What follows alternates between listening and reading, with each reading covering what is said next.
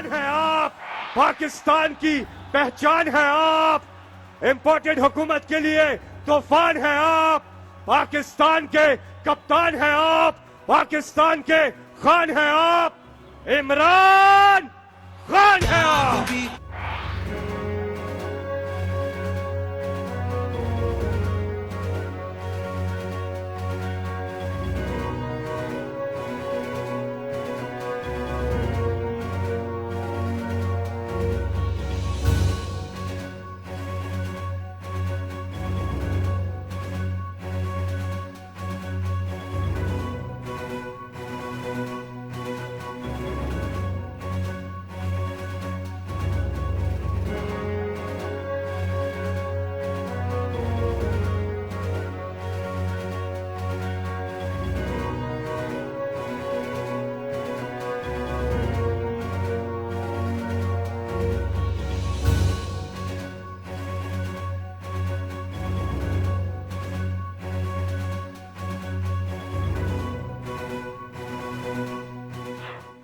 बिस्मिल्लाहिर्रहमानिर्रहीम।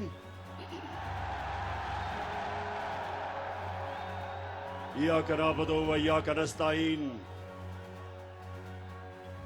फैसलाबाद सिर्फ मैं अल्लाह का ही शुक्र अदा कर सकता हूं। आपको देख के, आपके जुनून को, आपके जज्बे को देख के आपका शुक्रिया अदा करता हूं दिल से।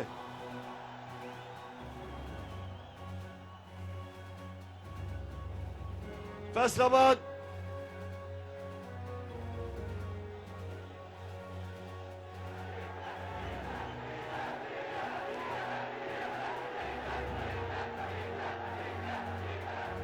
फैसलाबाद में तो डीजल की कमी नहीं। मैंने तो सुना किसानों के पास इस वक्त डीजल नहीं है।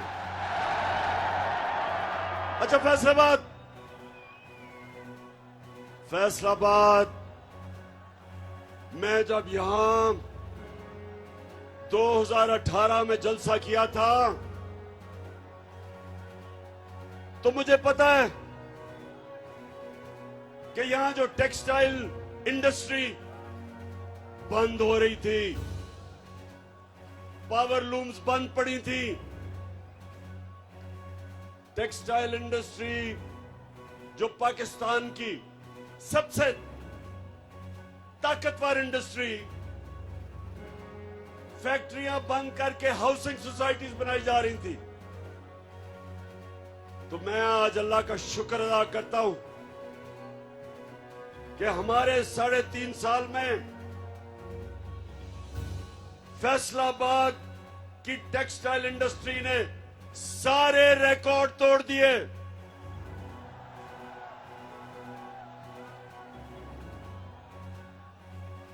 मुझे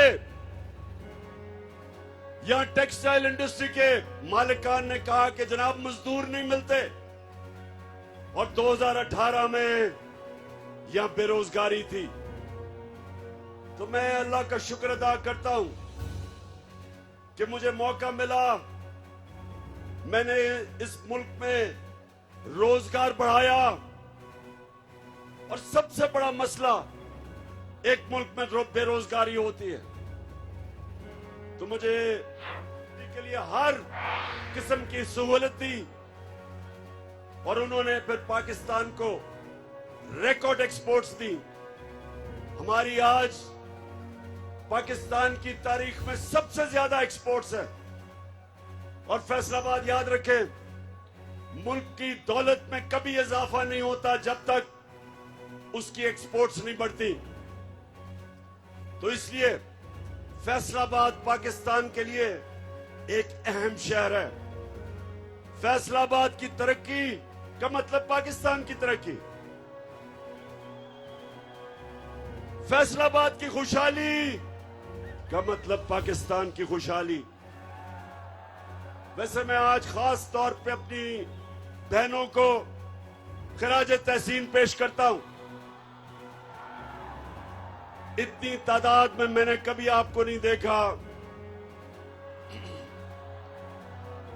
और इससे मुझे आपको नौजवानों, आपको भी खराज तहसीन आपको भी पेश करता हूं। मैं एक नया, एक वो पाकिस्तान, मैं वो पाकिस्तान अपनी आंखों के सामने बनता देख रहा हूं जो वो पाकिस्तान बनने जा रहा है जो इलामा इकबाल की ख्वाब थी और जो कायदे आजम की जद्दोजहद से बना था। एक आजाद पाकिस्तान, हकीकी आजादी के लिए मैं देख रहा हूं कि मेरी कौम मेरे साथ निकल रही है और मुझे खुशी ये है कि सिर्फ इसके नौजवान ही नहीं निकल रहे बल्कि हमारे बुजुर्ग, हमारी ख्वातीन और हमारे बच्चे भी।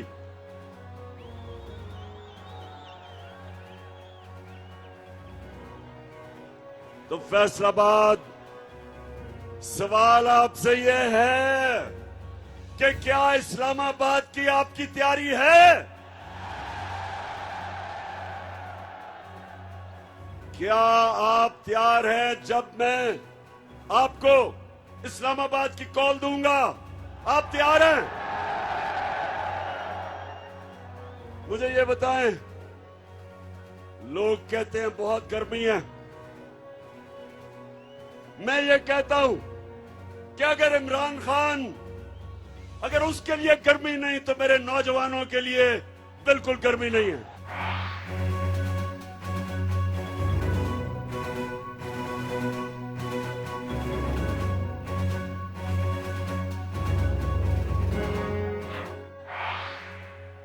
तो फैसलाबाद, मैं आज एक सवाल पूछ रहा हूं कि जब मुल्क की दौलत में इजाफा हो रहा था, एक्सपोर्ट्स बढ़ रही थी, तारीखी हम इस मुल्क में पैसा इकट्ठा कर रहे थे, टैक्स इकट्ठा कर रहे थे, किसानों को वो पैसा मिला है जो पाकिस्तान की तारीख में कभी किसानों को इतना पैसा नहीं मिला।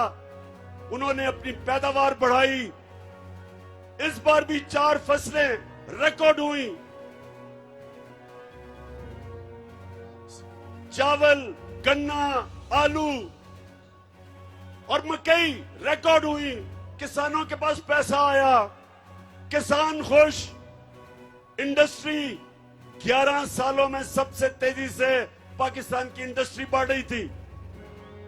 तो मैं ये सवाल पूछता हूं कि ये साजिश जो इस मुल्क के खिलाफ अमेरिका के अंदर तैयार हुई और यहां मीर जाफर और मीर सादिक ने साजिश करके हुकूमत को गिराया, मेरा सवाल यह है कि ये जो लोग साजिश करके अब ऊपर बैठे हैं, अब बताएं कि क्या आपसे मुल्क संभल रहा है? रुपया हर रोज गिर रहा है, स्टॉक मार्केट गिर रही है, महंगाई बढ़ रही है। और मैं वो टीवी चैनल्स और मीडिया हाउसेस से पूछता हूं कि क्यों नहीं अवाम के अंदर जाते और पूछते, लोगों के सामने माइक रखे और पूछे कि जनाब टमाटर कितने महंगे हुए, मुर्गी कितनी महंगी हुई। मुर्गी की कीमत दुगनी हो गई क्योंकि हमजा शबाज मुर्गी की कारोबार में है, दुगनी हो गई है उसकी। जरा जाए लोगों से पूछे लोगों से। और जब आप टीवी का कैमरा लेके जाएंगे लोगों के पास तो आप लोगों से 2 चीजें सुनेंगे, 2 लफ्ज सुनेंगे। एक होगा गद्दार और दूसरा होगा चोर।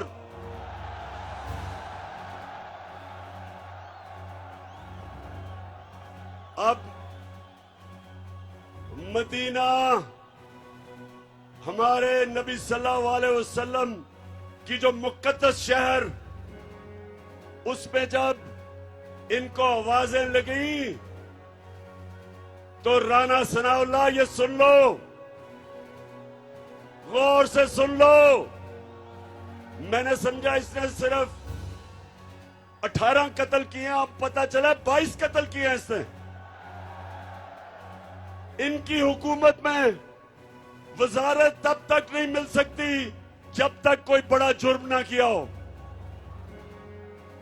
प्राइम मिनिस्टर और उसका चीफ मिनिस्टर जो बेटा है, 24 अरब रुपए तो सिर्फ इन्होंने, एफआईए ने इनकी चोरी पकड़ी है। नैब में जो चोरी वो अलग है, ऊपर से एक कोई मंशियात फरोश, वो भी जमानत में, वो भी कैबिनेट में। यानी और सबसे बड़ा जो डाकू आसिफ जरदारी, वो गॉडफादर बन के बैठा है।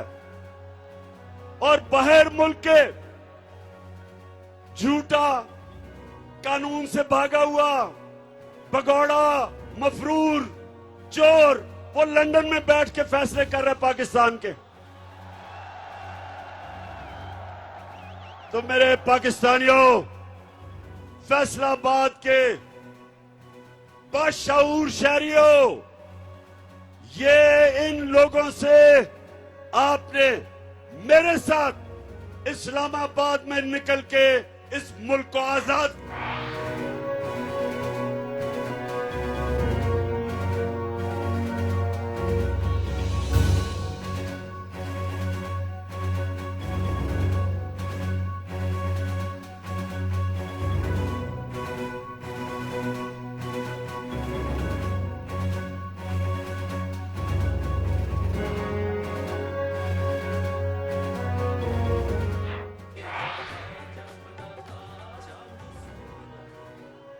फैसलाबाद, अच्छा फैसलाबाद, गर्मी तो नहीं लग रही? देखें, आपका कप्तान तो अपनी जिंदगी के कोई 20-25 साल धूप के अंदर क्रिकेट खेल के उसको तो गर्मी नहीं लगती, लेकिन मुझे आपकी फिक्र है थोड़ी सी। माशाअल्लाह, ये कौम, ये जो पाकिस्तानी कौम है, अभी इसने अपने असल मुकाम पे पहुंचना है। हमारा नजरियाती लीडर इलामा इकबाल ने कहा था कि उस रिस्क से मौत अच्छी है जिस रिस्क से आती है परवाज में कुताई। फैसलाबाद इसका मतलब कि गुलामी से बेहतर मौत है।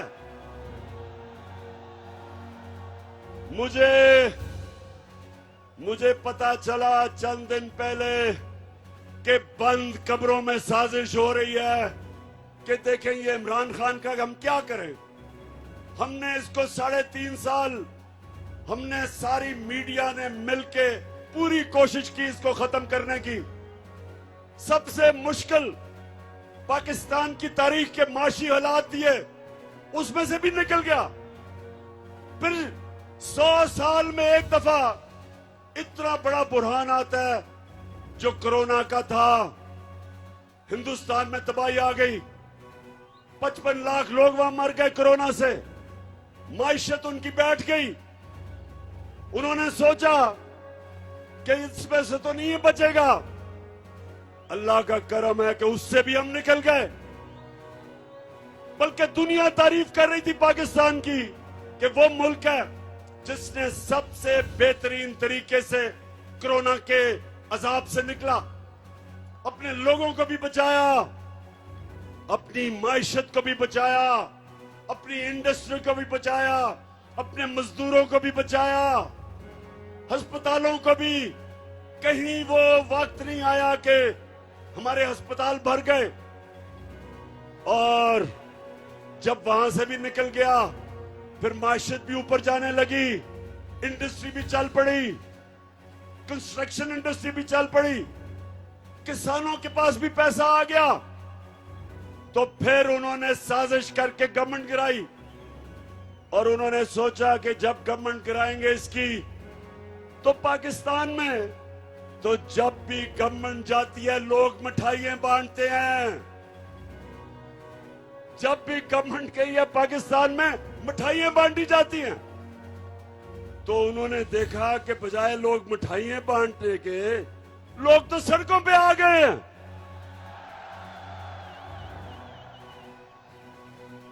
लोग इस तरह निकले पाकिस्तान में कि मैंने तो इस मुल्क की तारीख में इस तरह अवाम को सड़कों पे नहीं निकलते देखा। तो जब और खौफ आना शुरू हो गया इस्लामाबाद का कि इस्लामाबाद में अवाम का समुंदर आने लगा, तो फैसला किया कि इस तरह तो बात नहीं बनेगी, इसको दुनिया से ही फारिग किया जाए। तो मैंने इसलिए फैसलाबाद के लोगों और मेरे पाकिस्तानी कौम जो देख रही है, मैंने इसलिए एक वीडियो रिकॉर्ड किया। उस वीडियो के ऊपर मैंने एक एक का नाम लिया जो इस साजिश में मुलव्विस था, जो पिछली गर्मियों से साजिश हो रही थी। एक एक का मैंने नाम लिया इस वीडियो में। और मैंने ये क्यों किया? क्योंकि मुझे पता है पाकिस्तान की तारीख, कभी भी इस मुल्क में ताकतवर मुजरिम को नहीं पकड़ा जाता। लियाकत अली खान के पीछे, कत्ल के पीछे कौन था? कभी नहीं कोई पकड़ा गया। जुल्फिकार अली भुट्टो का जो जुडिशियल मर्डर हुआ, किसी को सजा नहीं मिली। जियाउल हक का जहाज जो गिराया गया, किसी को नहीं पता चला। इसलिए मैंने फैसला किया कि सारी मेरी कौम को पता चलना चाहिए कि इस साजिश के पीछे कौन था।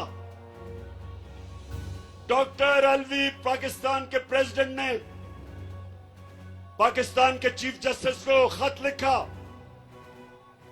उसने वो मुरासला बताया जिधर अमरीकी डोनाल्ड लू ने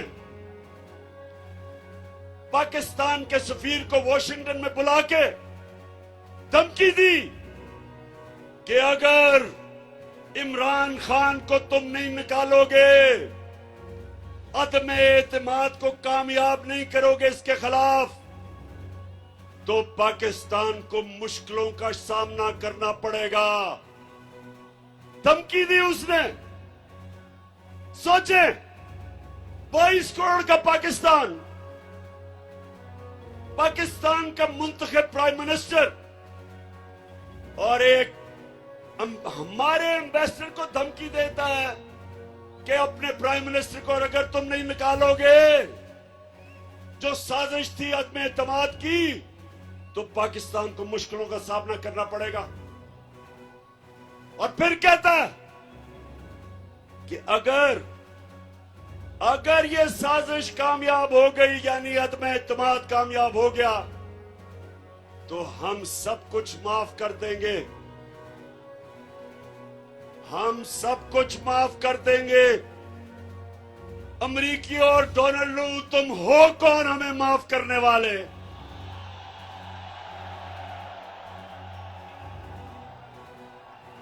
तुम्हें शर्म आनी चाहिए कि वो कौम जो नबी सल्लल्लाहु अलैहि वसल्लम की उम्मत है, जिस कौम के बनने के वक्त नारा था कि पाकिस्तान का मतलब क्या, ला इलाहा इल्लल्लाह।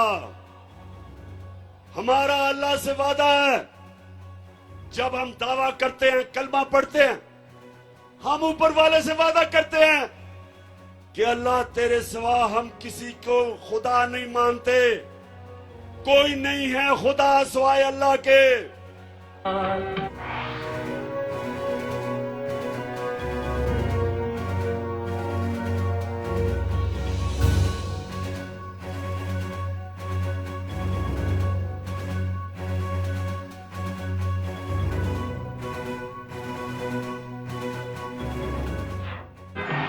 हम फैसलाबाद, फिर से सुन लो, फिर से गौर से सुन लो, हम हैं मोहम्मद मुस्तफा हमारा नबी सल्लल्लाहु अलैहि वसल्लम, हम उनकी उम्मत हैं। हमारे अजीम लीडर ने हमें आज से 1500 साल पहले बता दिया था कि मुसलमान किसी के सामने नहीं झुकता।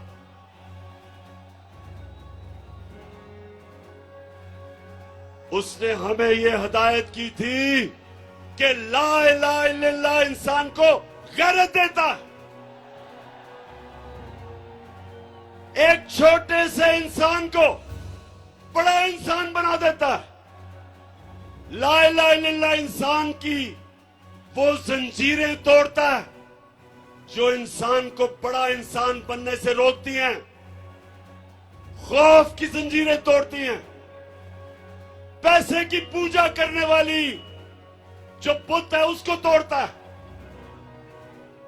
जो लोग इंसानों से डरते हैं, सुपर पावर से डरते हैं, वो शिर्क करते हैं, क्योंकि खौफ का बुत तोड़ना एक इंसान को बड़ा इंसान बनने के लिए सबसे ज्यादा जरूरत है।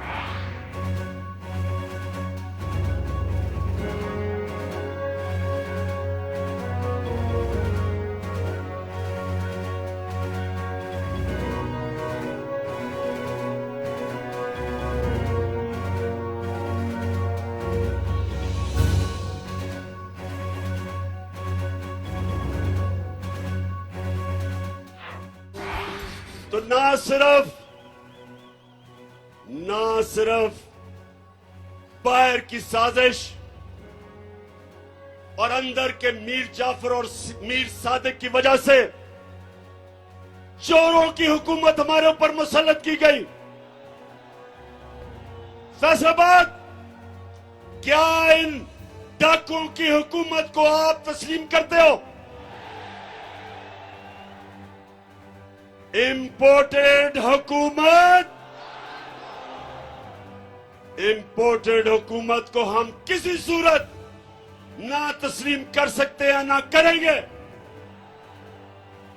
और इन लोगों को हमारे पर मुसल्लत किया, ये हमारी 22 करोड़ लोगों की सबसे बड़ी तौहीन है कि इधर सारे फैसलाबाद में अजीम लोगों का शहर, बाशऊर लोगों का शहर, उधर अगर लीडर सारे शहर में राणा सनाउल्लाह मिला है, ये कितनी बड़ी तौहीन है फैसलाबाद के लिए।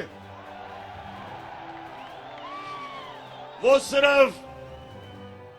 सिर्फ कातिल ही नहीं, वो शक्ल से भी कातिल लगता है। तो हमारी तौहीन देखें। बाप बेटा दोनों अंडर ट्रायल, केस चल रहा है एफआईए में केस चल रहा है। फैसलाबाद, जरा गौर से सुने मेरी बात, गौर से सुने जरा। मुझे दुनिया में एक मुल्क की मिसाल दे दें, एक मुल्क की मिसाल दें जिधर मुल्क का प्राइम मिनिस्टर और सबसे बड़े सूबे का चीफ मिनिस्टर अंडर ट्रायल हो, 24 अरब रुपए का एफआईए में केस हो, 8 अरब रुपए का नैब में केस हो, और उनको मुल्क के ऊपर मुसल्लत कर दें। एक दुनिया में मुझे मिसाल दे दें इसकी। ये 22 करोड़ पाकिस्तानियों की तौहीन है, ये हमारी तौहीन है। ये हमारी तौहीन ही नहीं, अगर ये हम तस्लीम कर लें, ये हमारी बर्बादी है। आते साथ ही उसने क्या किया? उसने एफआईए में सबको फारिग कर दिया जिन्होंने मेहनत से इसका केस बनाया था। और जो 2 तफ्तीश करने वाले ऑफिसर थे, सुने फैसलाबाद, मुझे खतरा था ये होगा। तो जो 2 तफ्तीश करने वाले एफआईए के ऑफिसर,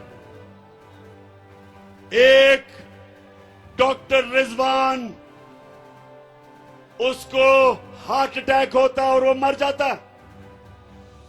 फैसलाबाद, गौर से मेरी बात सुने।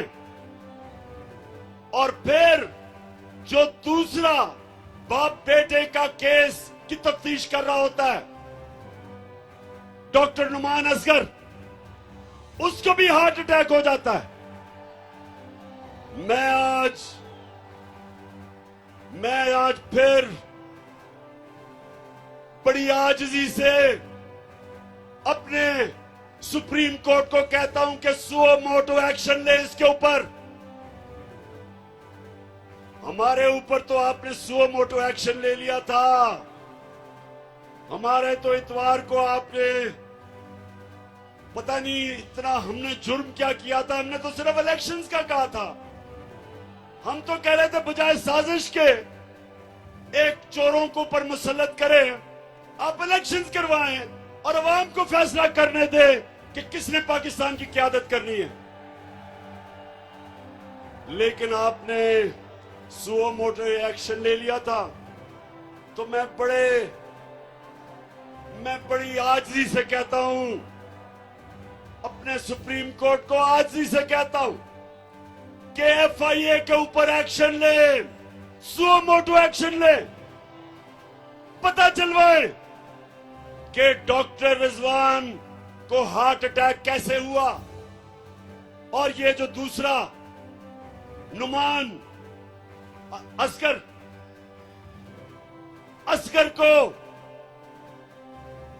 को हार्ट अटैक कैसे हुआ। मैं आपके सामने इंशाल्लाह वो जहर का बताऊंगा जो अगर खाने में डाल दे तो इंसान को हार्ट अटैक होता है। ये भी आपके सामने लेके आऊंगा। लेकिन मैं चाहता हूं कि हमारा सुप्रीम कोर्ट इसके ऊपर एक्शन ले। कोई इसकी मिसाल है कि जो केस जिन्होंने अरबों रुपए का केस करना था उन्हीं के ऊपर लाके उन लोगों को बैठा दे जिनके ऊपर केस है। और मैं फिर से कहता हूं कि अगर इसकी इजाजत दी पाकिस्तान में तो पाकिस्तान के जेलों को खोल दो। ये जो गरीब लोग जेलों में भरे हुए इनको निकाल दो। इनकी तो छोटी छोटी चोरियां हैं। किसी ने भैंस चोरी की, किसी ने मोटरसाइकिल, घर में फाका है, बेरोजगार है। इन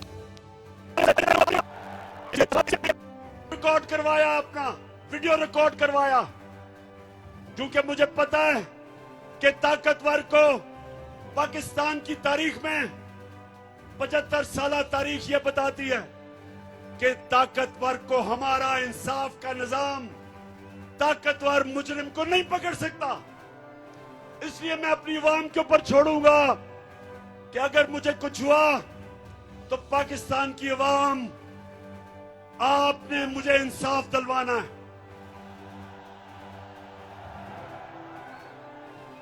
बताएं, आप मुझे इंसाफ दिलवाएंगे? आपने मेरे से आज 2 वादे करने। एक कि जब खुदा ना खास्ता अगर कुछ होता है मुझे, तो जो वीडियो पब्लिक में जाएगी, जिन जिन लोगों के मैंने नाम लिए, आपने उनसे एक एक को इंसाफ के कटहरे में खड़ा करना है। इससे क्या होगा? इससे यह होगा कि पाकिस्तान की तारीख में पहली दफा ताकतवर कानून के नीचे आएगा। मेरे नबी सल्लल्लाहु अलैहि वसल्लम ने आज से 1500 साल पहले कहा था, फैसलाबाद, आज से 1500 साल पहले उन्होंने कहा था कि कौमें तबाह तब होती हैं जब छोटा चोर जेल में जाता है और बड़े डाकू को वो रियासत नहीं पकड़ सकती, उसको कानून के नीचे नहीं ला सकती, वो इंसाफ नहीं कर सकती। जो कौमें इंसाफ नहीं कर सकती तबाह हो जाती है। इसलिए मैंने आप सबको कहा है कि जब आप वो वीडियो कैसेट देखेंगे, आपने सबने मुझे और इस मुल्क को इंसाफ दिलवाना है, दिलवाओगे? और दूसरा, आपने वादा करना मेरे से, आपने मेरे से यह वादा करना है कि आप हो मेरे नबी सल्लल्लाहु अलैहि वसल्लम की उम्मत, दुनिया के सबसे अजीम लीडर। आपने कभी भी किसी किस्म की गुलामी कबूल नहीं करनी।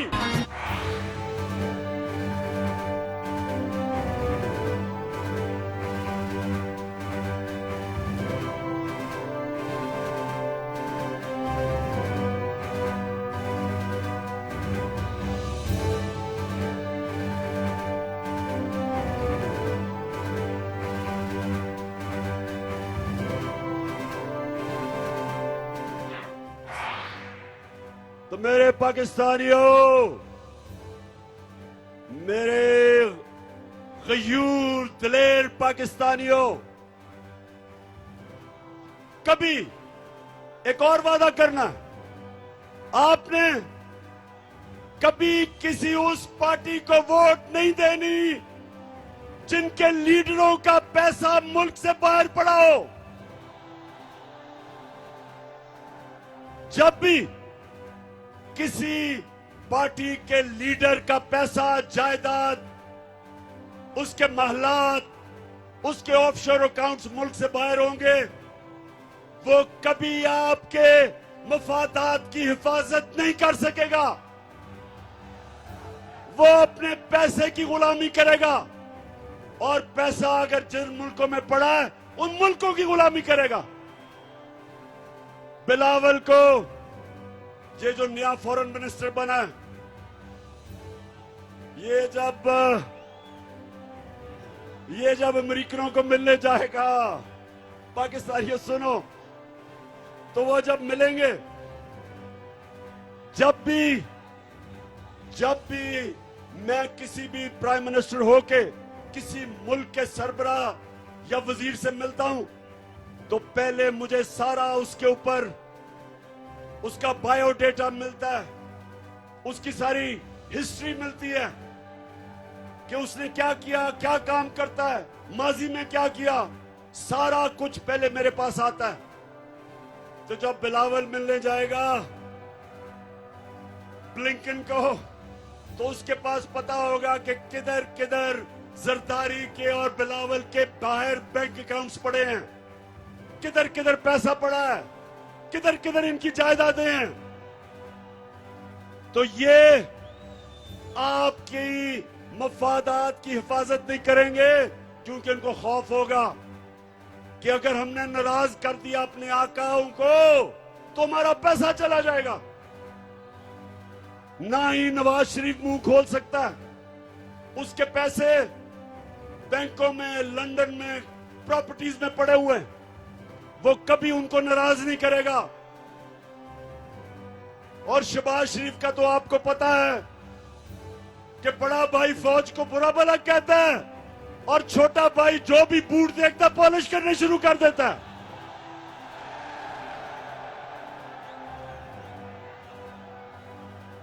वो ये भी नहीं देखता कि बूट किसके हैं, बस बूट देख के पॉलिश शुरू कर देता है। तो ये हैं जो हमारे मुल्क पे मसलत किए हैं। अब इन्होंने मुल्क को तो तबाही की तरफ लेके जा रहे हैं। महंगाई बढ़ रही है, रुपया गिर रहा है, फॉरेन एक्सचेंज रिजर्व्स गिर रहे हैं। अब ये जाएंगे अमेरिका के पास और सियाल फैसलाबाद सुन लो, अमेरिका के पास जाके कहेंगे कि खुदा के वास्ते हमें बचा लो, कहेंगे कि हमें खुदा के वास्ते पैसे दे दो, नहीं तो इमरान खान वापस आ जाएगा। मेरे से डराएंगे उनको कि खुदा के वास्ते हमारी मदद करो, हमारा दिवालिया निकल गया।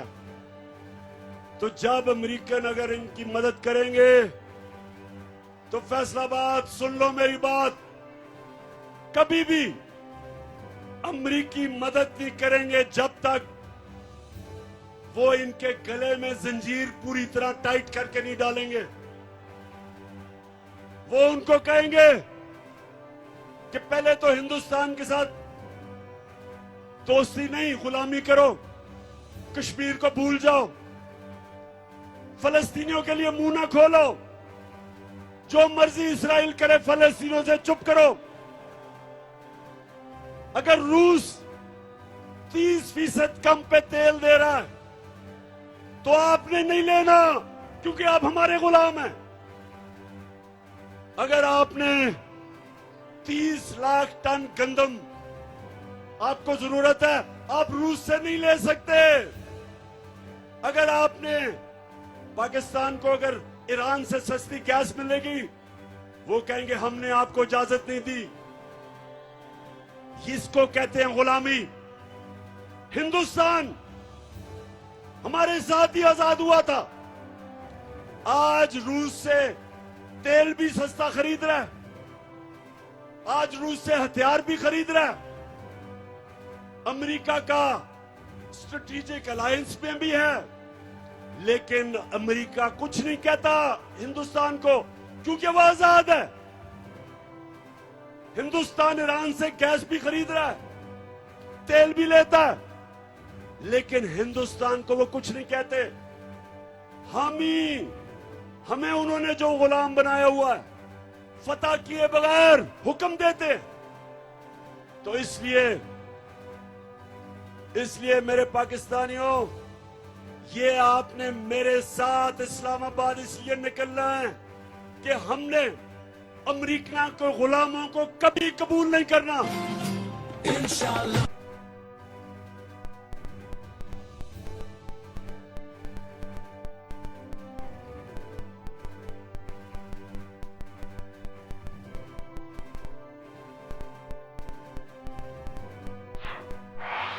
हमें ला इलाहा इल्लल्लाह को अपने दिलों में डालना है।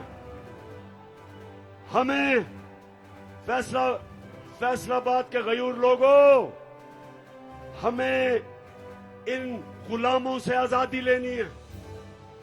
और मैं आपको यकीन दिलाता हूं कि हम एक कौम बनने जा रहे हैं। सारी कौम इकट्ठी हो गई है इन चोरों के खिलाफ, इन गुलामों के खिलाफ। ये कौम कुछ भी कर सकती है। ये पैसे इकट्ठे करके कर्जे अपने वापस कर सकती है। तब्दीली नहीं रही, तब्दीली आ गई है। कोई हिम्मत ना हारो, तब्दीली आ गई है यारो। चाहे मुश्किलें हजारों, तब्दीली। जब एक कौम बन जाती है, जो हमारे नबी सल्लल्लाहु अलैहि वसल्लम ने मदीना में हमारे लिए मिसाल दी, इसलिए अल्लाह ने कहा कि अपने नबी के कदमों पे, सुन्नत पे चलो।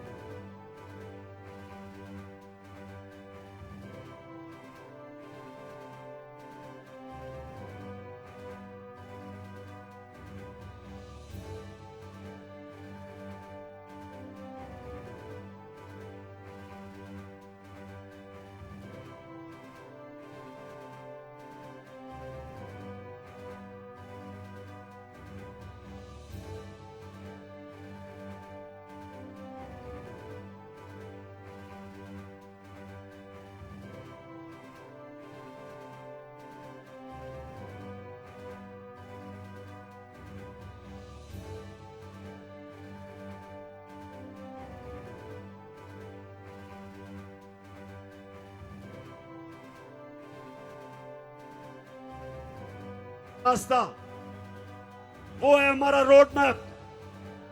और उन्होंने हमें मदीना की रियासत में यह बताया कि अगर कौम ने ऊपर जाना है, अगर उसने एक अजीम कौम बनना है, तो उसको ला इलाहा इल्लल्लाह हकीकी तौर पे अपने दिल में लाना पड़ेगा, जंजीरें तोड़नी पड़ेंगी।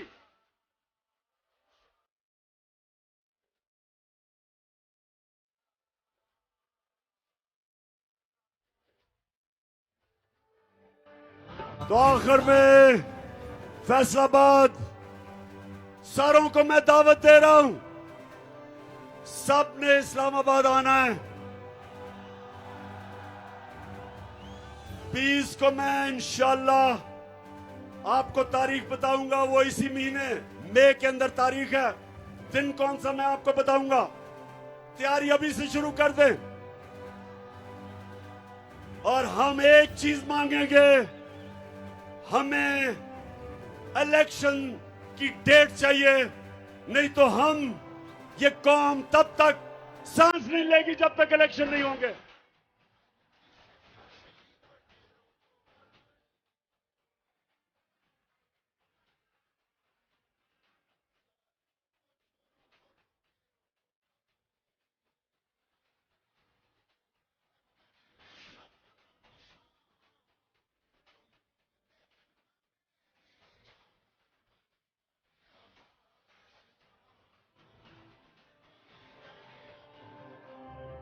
पहले तो ज्यादा से ज्यादा लोगों को इस्लामाबाद आना चाहिए, लेकिन जो नहीं आ सकते उनको फैसलाबाद में निकलना चाहिए। फैसलाबाद में आपने निकलना है बताने के लिए कि पाकिस्तान एक जिंदा कौम है। और मैं आज यहां अपनी सारी अकलियतों को, अपनी मुस्लिम बरादरी को, अपने सिख बरादरी को, अपने जितने भी हमारे हिंदू हम हैं, उस रब की, हम उस रब को मानते हैं जो है रब्बुल आलमीन, सब इंसानों का रब।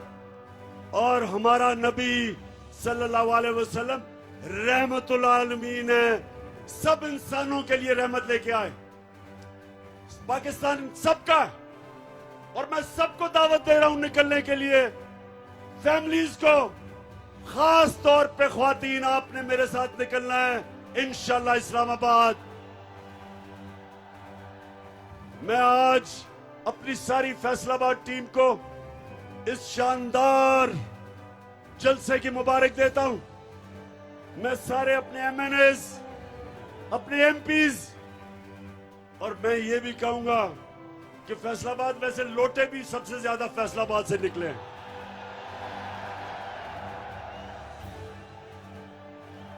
आपने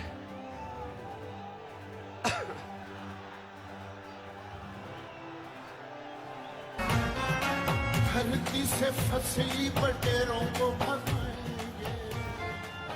अच्छा फैसलाबाद, आखिरी आपने मेरे से आखिरी वादा करना है कि किसी भी, अगर कोई भी लोटा फैसलाबाद से जीत गया, मैं फैसलाबाद नहीं आऊंगा उसके बाद।